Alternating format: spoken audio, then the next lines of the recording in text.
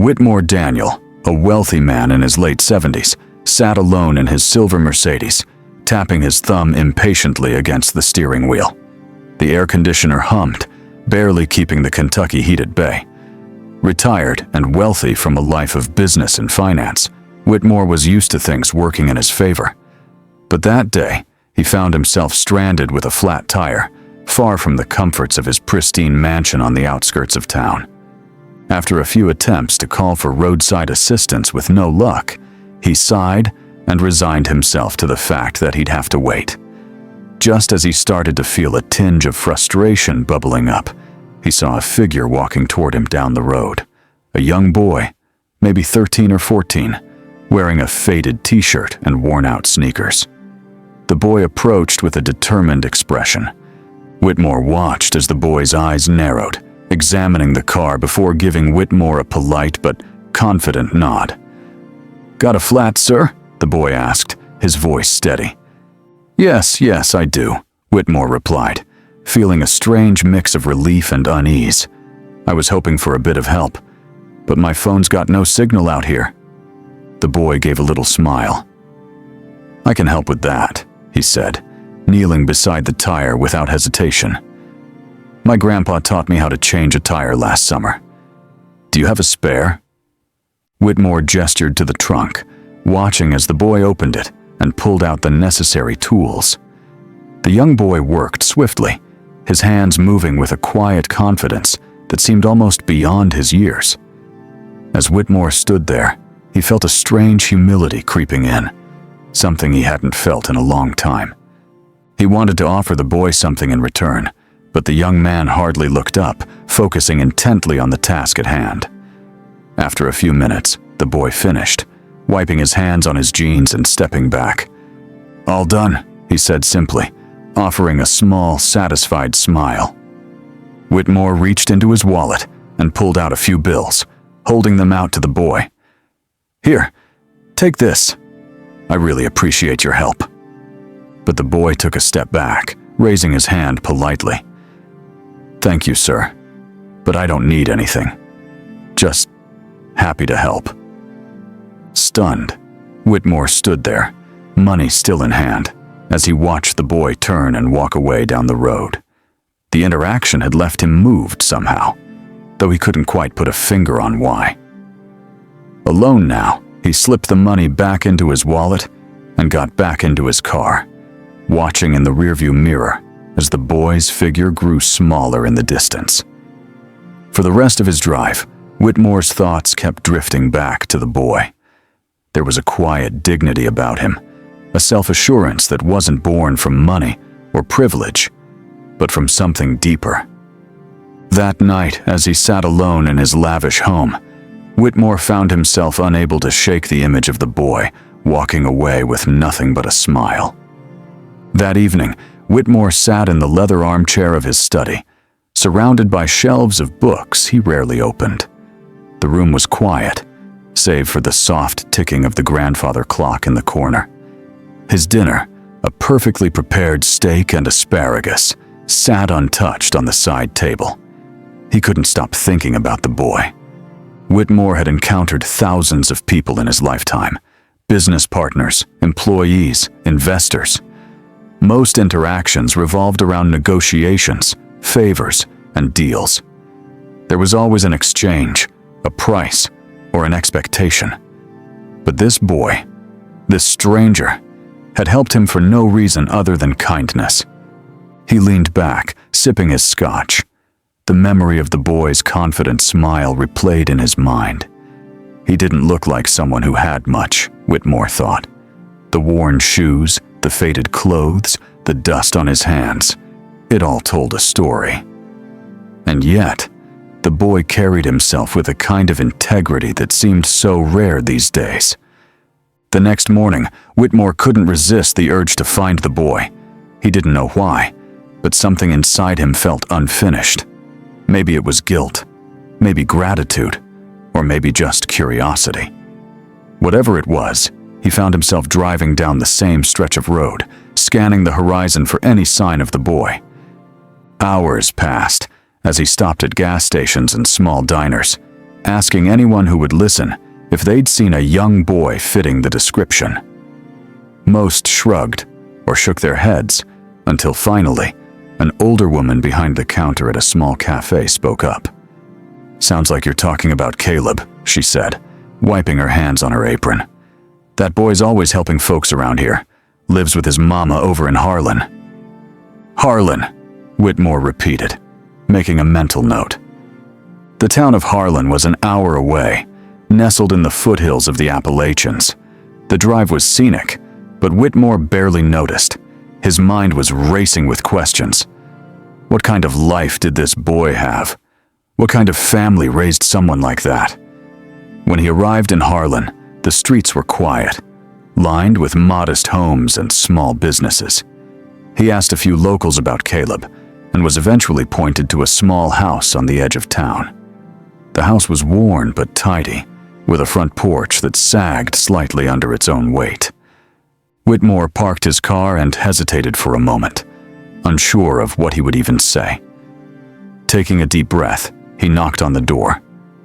It opened a moment later, revealing a woman in her early 40s. She looked tired but kind, her eyes sharp and curious as she sized him up. "Can I help you?" she asked.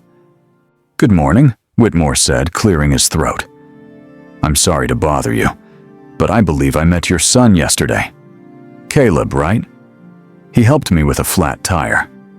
Her expression softened instantly.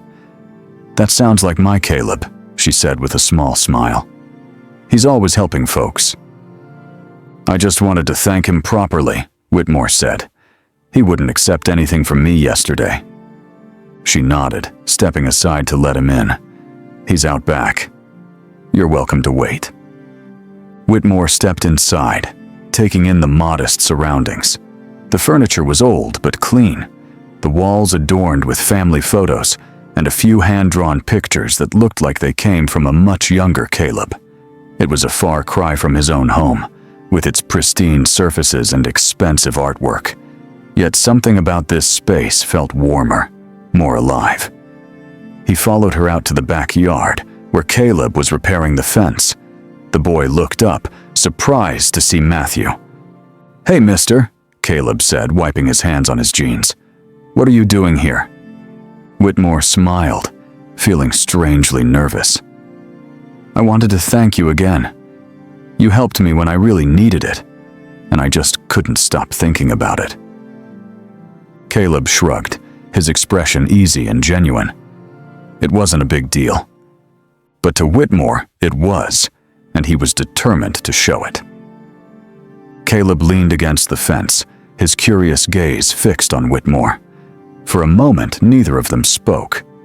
The boy's calm demeanor made Whitmore feel slightly out of place, as though he were the one being judged. "I don't think you realize what a big deal it was," Whitmore finally said, breaking the silence. "People don't usually help strangers without expecting something in return." Caleb tilted his head slightly, as if puzzled by the statement. "I don't see it like that," he replied. "If someone needs help and I can do it, why wouldn't I?" Whitmore was struck by the simplicity of the boy's logic. He looked past Caleb to the yard. The fence was patched together with mismatched wood, the grass uneven and sparse. Behind the house, an old swing set leaned precariously, its chains rusted and broken. It was clear that Caleb's family didn't have much, but they made do with what they had. "You've got a good head on your shoulders," Whitmore said, meaning it. "Your mother must be proud." Caleb grinned, glancing back toward the house. "She works hard. I just try to help out where I can." Whitmore was quiet for a moment, absorbing the boy's words. He thought of his own childhood, spent in a house much like this one. His parents had worked tirelessly to make ends meet, teaching him the value of hard work and perseverance. Over the years, he had drifted away from those lessons, caught up in the pursuit of wealth and status.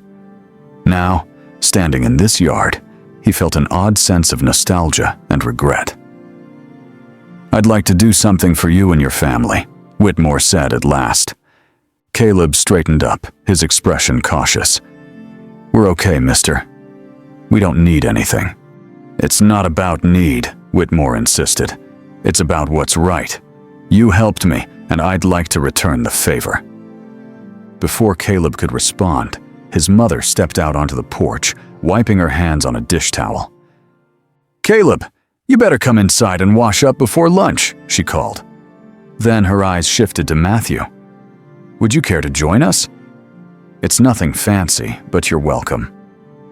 Whitmore hesitated, unaccustomed to such an invitation, but the sincerity in her voice left him no room for excuses. "I'd like that," he said, following her into the house. Inside, the kitchen smelled of freshly baked bread and roasted vegetables. The table was small, surrounded by mismatched chairs, but it was set with care. Whitmore took a seat, feeling strangely out of place in his tailored suit amidst the humble surroundings. Caleb washed his hands at the sink and joined them, his easy smile never faltering. As they ate, Whitmore found himself drawn into their conversation. Caleb talked about his school, his friends, and his dreams of becoming an engineer. His mother shared stories about the community, speaking with a quiet pride about the people who looked out for one another. Whitmore listened intently, feeling a warmth he hadn't experienced in years. For all his wealth and success, his own home felt cold and empty compared to this modest house, filled with laughter and genuine connection. After lunch, as they cleared the table, Whitmore turned to Caleb's mother. "You've done a remarkable job raising him," he said. "He's got more heart than most people I know."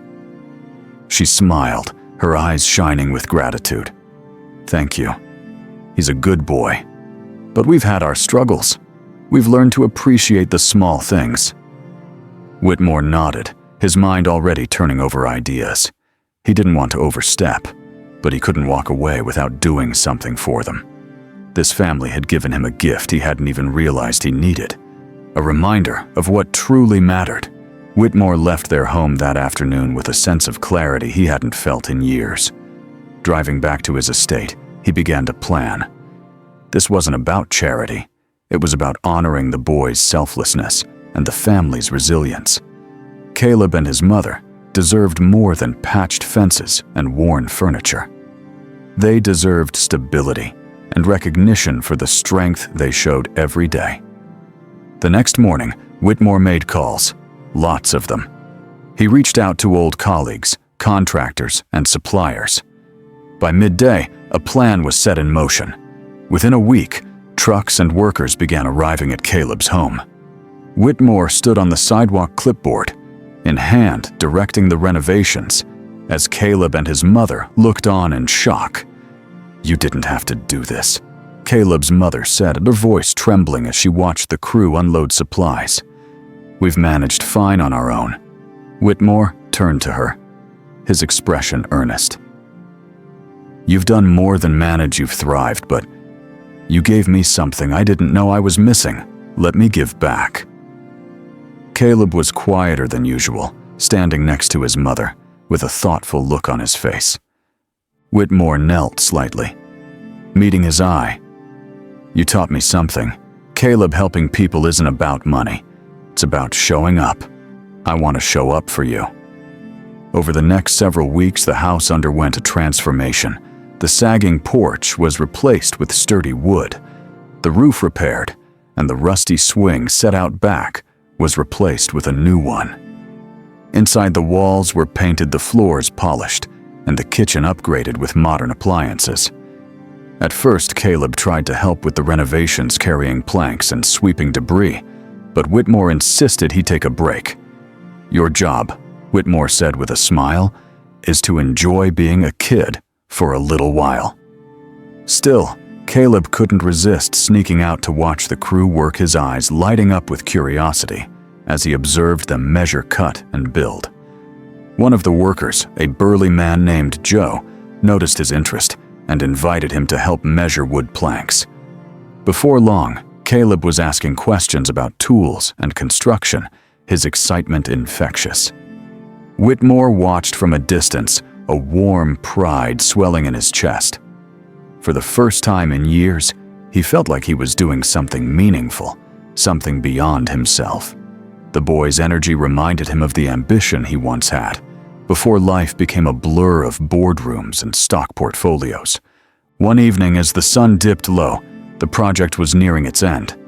The family stood on the porch, marveling at the transformation. Caleb's mother turned to Whitmore, her voice choked with emotion.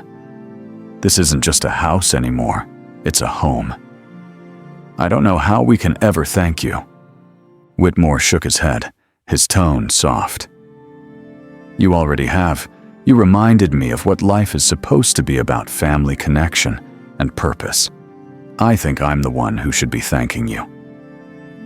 The final day of the renovation project felt like a celebration.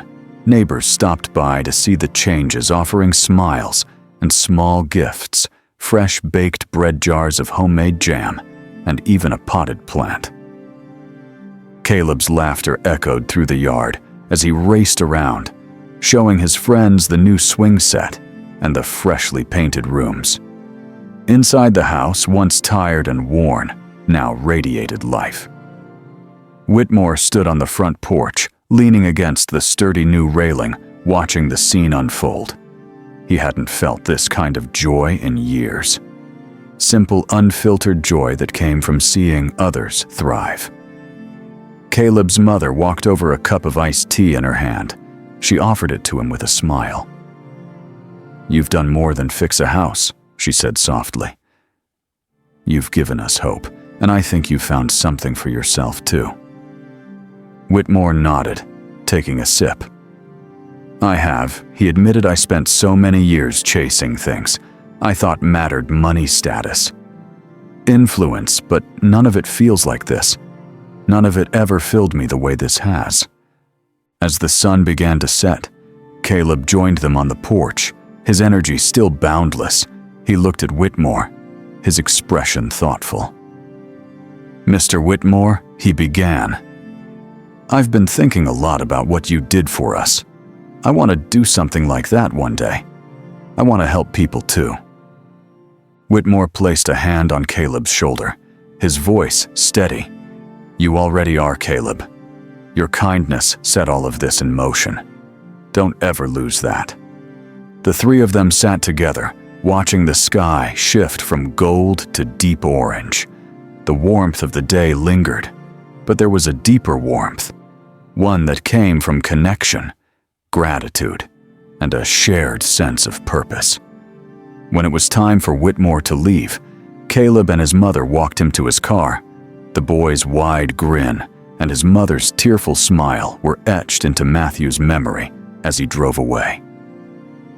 This wasn't the end. He realized this was just the beginning of a new chapter in all their lives. The weeks that followed brought more changes. Caleb's newfound curiosity about construction blossomed into a passion. Whitmore arranged for him to spend time shadowing the workers who had helped renovate the house. Caleb soaked up every bit of knowledge, eager to learn. Whitmore, in turn, found himself drawn back to Harlan again and again. Each visit felt less like a trip and more like a return home. He no longer felt like an outsider in their lives. He was part of something bigger now, and for the first time in years, he was content. The story ended where it had begun, in a small town with a big heart, where one act of kindness from a young boy reminded an old man of life's greatest lesson. It's not about what you have, but what you give. If you enjoyed the story, subscribe for more.